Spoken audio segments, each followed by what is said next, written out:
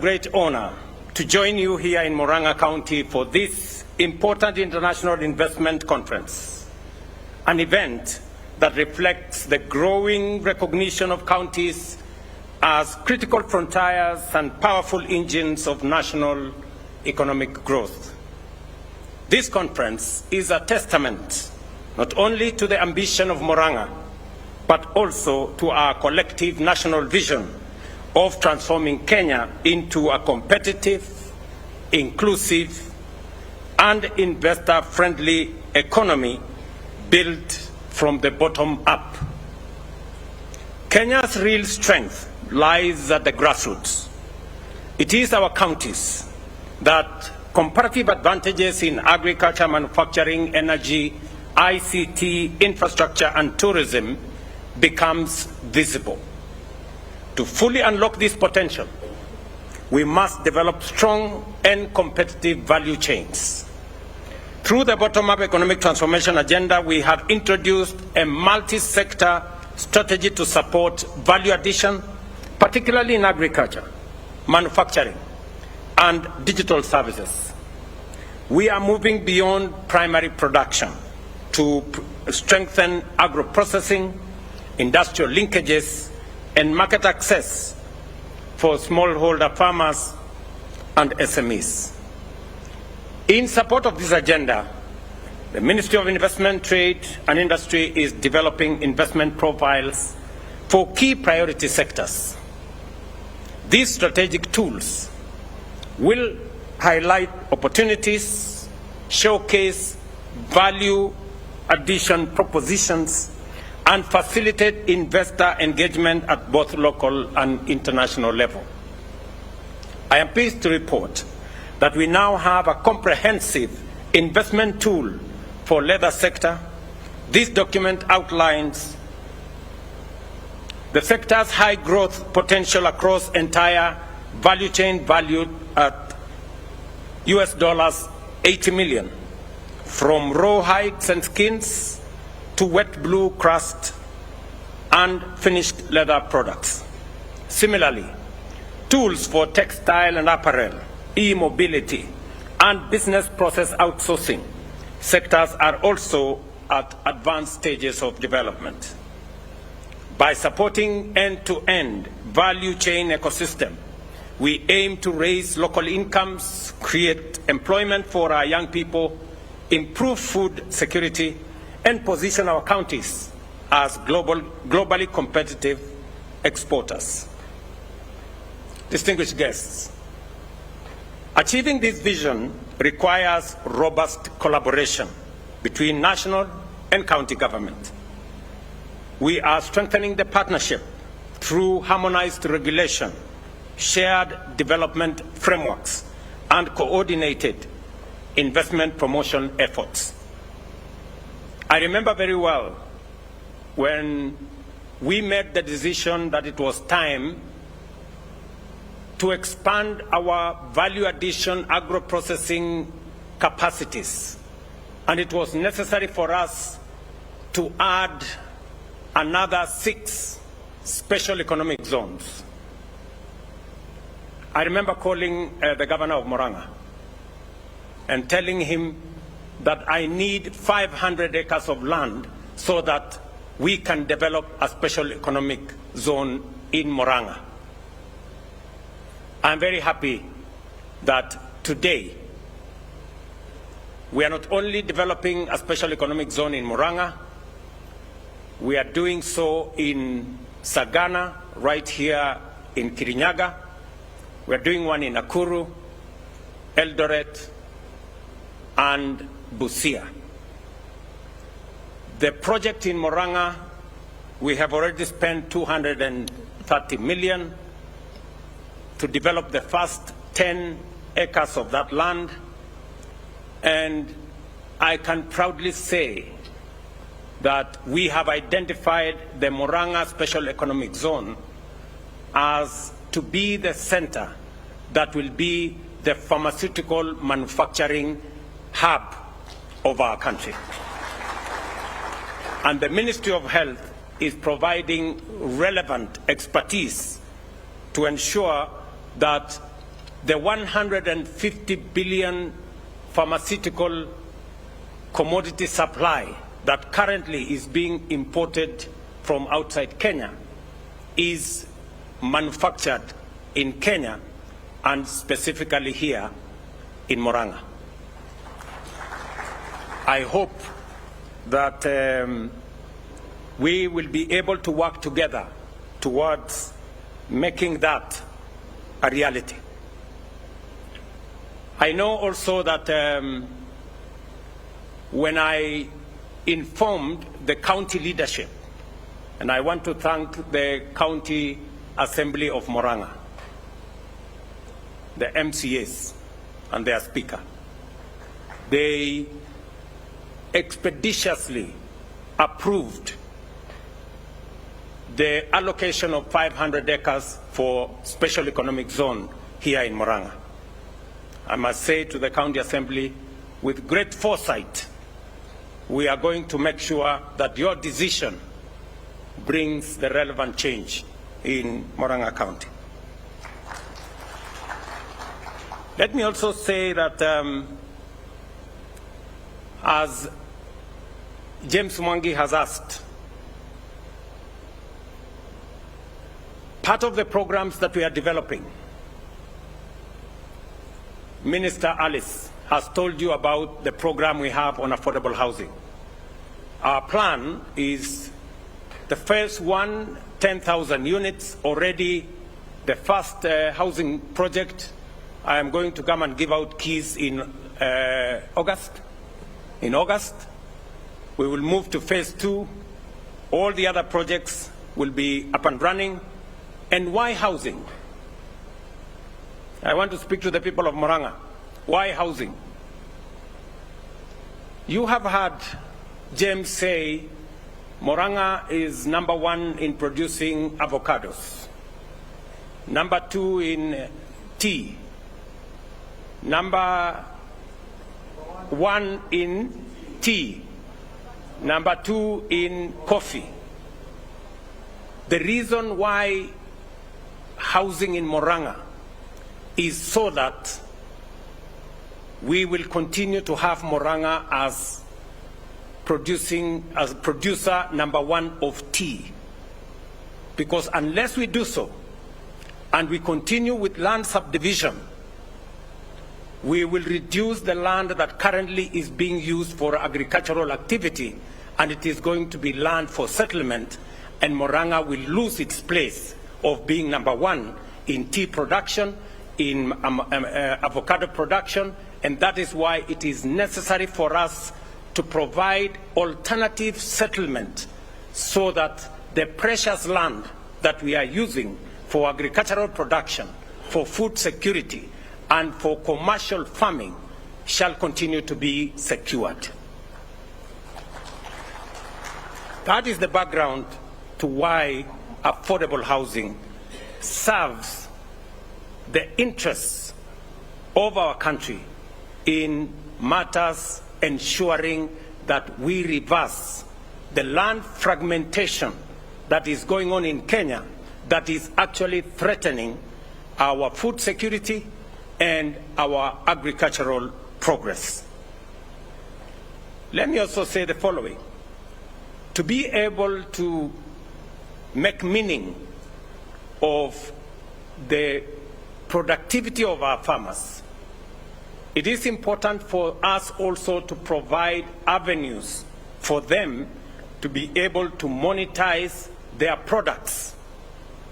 And that is why we are building 23 markets in Muranga, so that our farmers can have places where they can sell their produce. We will have cold rooms in those markets. We will have storage in those markets, and we will have decent places for our farmers to be able to monetize their effort and their products. At the moment, much of our produce goes to waste because of post-harvest losses, either because there isn't adequate storage or there isn't adequate cold room facilities and therefore most of our farmers lose their produce after they have worked so hard. That is the reason why we are building markets, not just in Muranga, but across Kenya. I have given very clear instructions to Alice and her team that we are going to build 400 markets around Kenya so that we can reduce the 40% or so of post-harvest losses from our agricultural production. Let me also say that in this conference, and I want to commend the county government of Muranga for putting together this conference, that as we do this, it is important to showcase what are the potentials in every county that we have. James Mwangi has made a very passionate case for Muranga, and I agree with him. Let me just tell James Mwangi that you are preaching to the converted. Because already my plan started before even we talked about this special economic zone. When the issue of Del Monte was being discussed, I told the county government of Muranga, you can discuss about any other thing, but there must be land for a special economic zone so that we can put up manufacturing capabilities. I am very happy today that it is not just the 500 acres that I asked the people of Muranga to give, that you have decided that the whole 1,300 shall be used for purposes of manufacturing here in your county. And I want to promise you my government support in terms of planning, in terms of making sure that we realize that aspiration, and the Ministry of Trade is going to facilitate the gazettement, the necessary gazettement of whatever areas that are required. And as you have heard, CS Alice has given undertaking that between her ministry and the National Land Commission, the issues that are outstanding will be sorted out so that we can actualize the plan that will unlock the tremendous potential that exists in transforming the 1,300 acres into a manufacturing hub. Let me say three things in respect to this piece of land. Number one, as I have said, we will facilitate the areas that are required as government to make sure that it is transformed into a zone for manufacturing and for doing all the other good things that you want to do. Number two, we are going to work together to support the infrastructure development around that facility. I am happy that James has confirmed that most of the roads that were outstanding are ongoing. At least you said that the Mau Mau Road towards your home is ongoing. Many people would want to say it is not, but at least you have confirmed that it is. And all the other facilities, and I want to confirm that we will make sure that before we start any new roads, we will make sure that those that are ongoing are completed so that we ensure that we unlock that potential. And because we have done so much already at the rural areas, it will become very easy for us to now concentrate on making sure that there is adequate infrastructure in the special economic zone, and I will give relevant instructions to that effect. Let me also say the following. I agree that we have a challenge of unemployment in Kenya. We have many young people who are looking for opportunities for work. And we have to be intentional. We have to be deliberate as to where are we creating the jobs. One of them, as was said here by James, is value addition, agro-processing, and that space. And that is why my initial thinking for a special economic zone, not just in Muranga, but in 6 other special economic zones in Kenya, is so that we can transition from primary production of all the aspects that we are doing, whether it is macadamia or avocado or tea or coffee, that we move it to the next value. And therefore, as we work towards ensuring that we operationalize all the special economic zones that we have, with the county governments, we are also working on county aggregation and industrial parks. Again, a set of spaces where we can do primary value addition of products in every county. But we are also doing another 2 things. When I went to China 3 months ago, and we were shopping for what kind of collaboration can we have with China,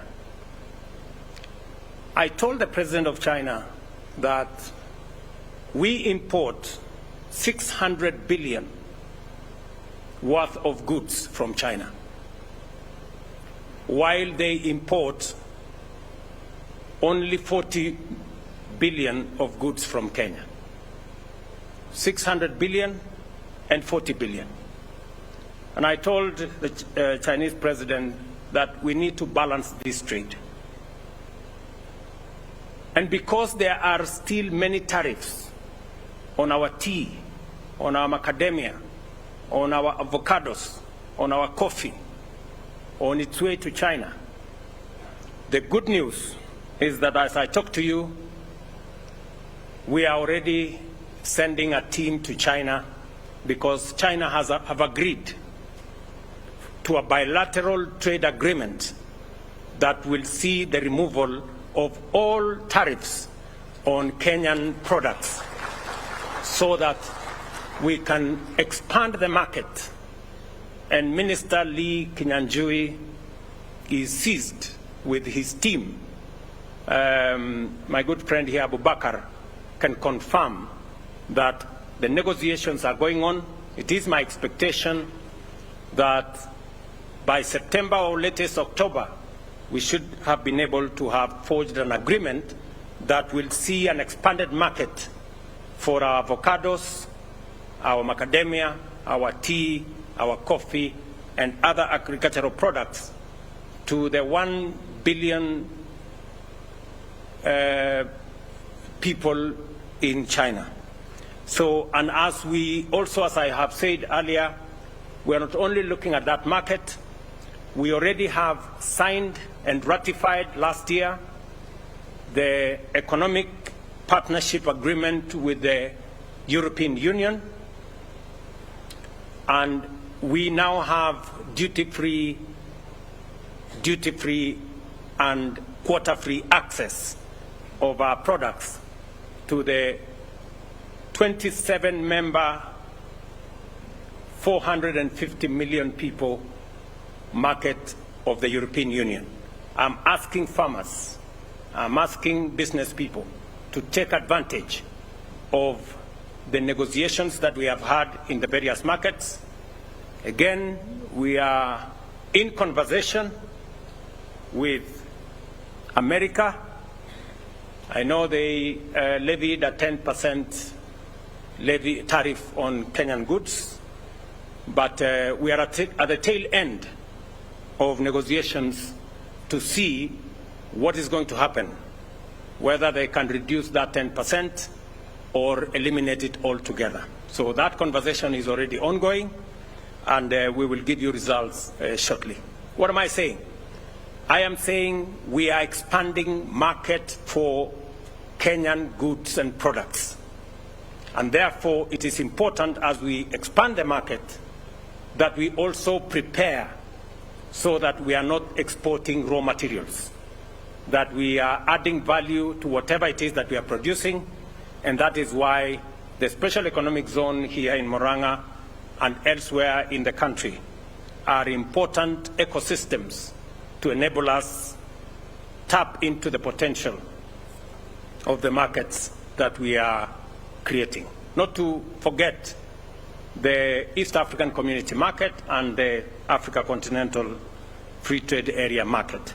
So, to the people of Muranga, and as you have put it yourselves, that you want to be the hub around agriculture because you're already producing macadamia, coffee, tea. This special economic zone is going to be the game changer. And therefore, James Mwangi, you have my appointment in this public forum to lead the way in making sure that we unlock those markets. And if we start in Muranga, I know it's going to go to everywhere in Kenya. And therefore, let us make the next step.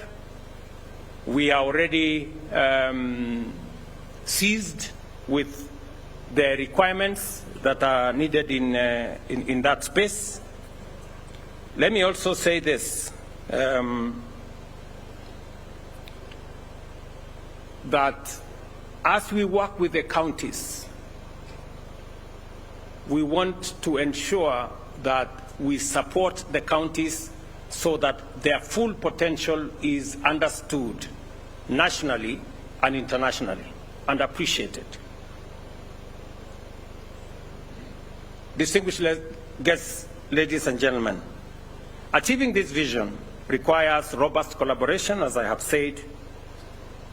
For investments to thrive, counties must provide a stable, predictable, and business-friendly environment. Let me repeat this for the sake of my friends, the members of the County Assembly. For investment to thrive, counties must provide stable, predictable, and business-friendly environment. This includes improving infrastructure, streamlining regulations, because regulations is the business of our assemblies, fostering innovation, and lowering the cost of doing business. Land remains a critical enabler of investment. We are working to enhance land tenure security for foreign direct investment and promote land use through public-private partnership. Muranga offers significant opportunities in agriculture, housing, and infrastructure development. Muranga County has equally articulated a clear and compelling investment vision, one that demonstrates ambition, strategic foresight, and alignment with Kenya's broader development agenda. Among its flagship initiatives include the Muranga Industrial Park, which is being considered for special economic zone designation, and the export processing zone that is already underway at Del Monte just across. These projects aim to connect local producers to global markets and unlock substantial trade potential. Ladies and gentlemen, this conference comes at a pivotal time as Kenya integrates county-level investment promotion into its broader foreign engagement strategy. A key milestone in this effort is the signing of the Economic Partnership Agreement, commonly known as EPA, which grants our exporters duty-free, quota-free access to European Union. This presents significant opportunities for counties like Muranga in agro-processing, manufacturing, and value addition.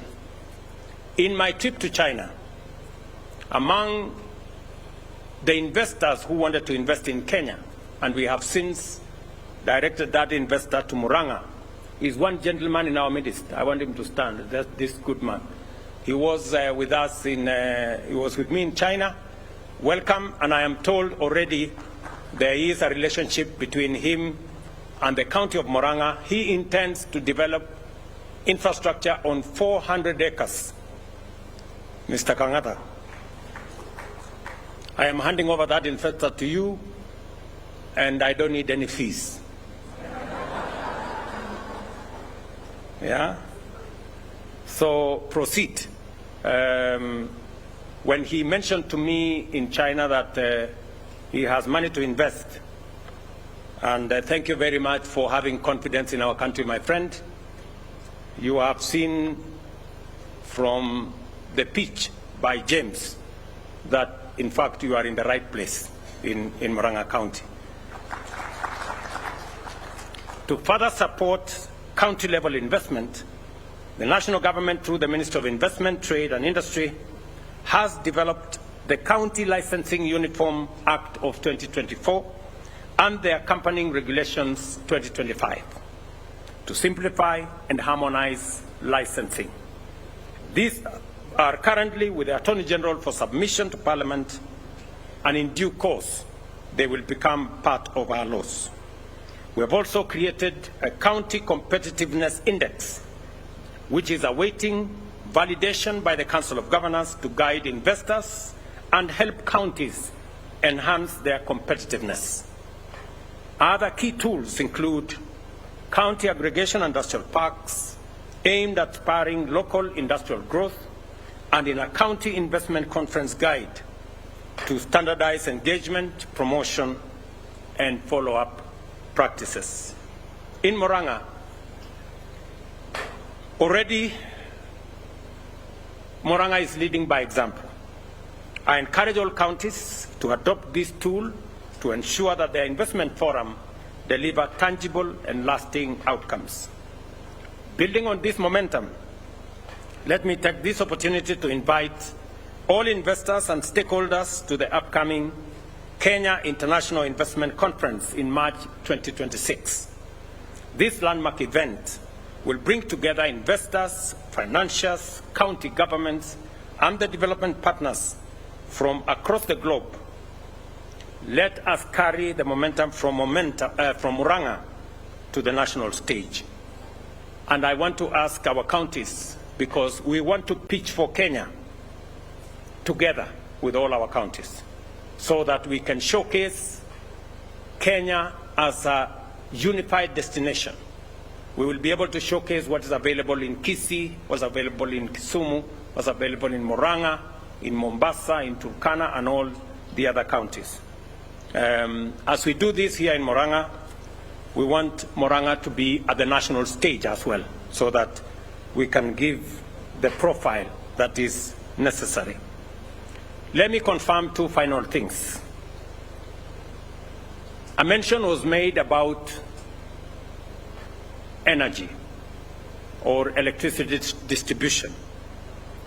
It is not possible, and I agree, to be able to unlock the potential of our special economic zone, our agro-processing or manufacturing without energy. And that is the reason why the government of Kenya has dedicated 1.2 billion shillings this year to Muranga on matters to do with energy. And the members of parliament from Muranga know where the priority areas are. I have been informed that it may be necessary to have a substation at the special economic zone. That will be an extra addition, and I will take it up with the Ministry of Energy so that we can provide sufficient power to drive the industrial capabilities that will be built around our special economic zone. Let me also say one more thing. It is not possible to drive this whole transformation, whether it is agricultural productivity or manufacturing progress, if our citizens are not healthy. And it is the reason why we have developed a national program of elevating our health infrastructure and making it accessible to as many citizens as possible. I was getting the statistics today And I want to encourage the people of Muranga. Out of the 1.5 million people in Muranga, 283,000 are already registered on the SHA platform. You have clapped too soon. Muranga is number 35 out of 47. You have registered only 27% of the population of Muranga. I want to encourage, I will be sending the people from SHA and the people from the ministry to sensitize the people of Muranga to work with the county government so that we can bring on board citizens. It is my intention that no citizen will have to sell their property or livestock or plots to be able to pay for health. It is possible for us to have a health infrastructure that supports all of us, and the success of SHA is already demonstrable across Kenya. And therefore, I want to encourage citizens of this county, the people of Muranga, to take up their role and be able to enroll on SHA. Let me also confirm that the government of Kenya, through industrial finance, has given support to SMEs in Muranga. We just released from Kenya Development Corporation 300 million shillings for our small traders so that we can support them. Let me also confirm that we are in the process of registering small business enterprises so that we can provide training for them. We are looking for 800 entrepreneurs across Kenya, and we will be funding at least 70 enterprises in every ward with 50,000 shillings, 3.5 million shillings per ward, to make sure that we scale up some of our micro and small enterprises. We are looking at 100,000 young people across Kenya who will benefit in that process. And between the government of Kenya and the World Bank, we have dedicated 5 billion shillings for the scale-up of those small businesses. I want to congratulate Mwangi for offering to finance whatever development we will be looking at the special economic zone. I know that there is some exercises we have to do, and we will do our part, and we will take you for your word on your part. I am confident of Kenya's economic future, and it lies in empowering our counties to become vibrant hubs of production, innovation, and enterprise. Muranga, from what I see, is ready. Our counties, from what I observe in every county that I go to, they are also ready. Let us work together across all levels of government, with the private sector and development partners, to unlock opportunities, uplift livelihoods, and build a Kenya that works for all of us.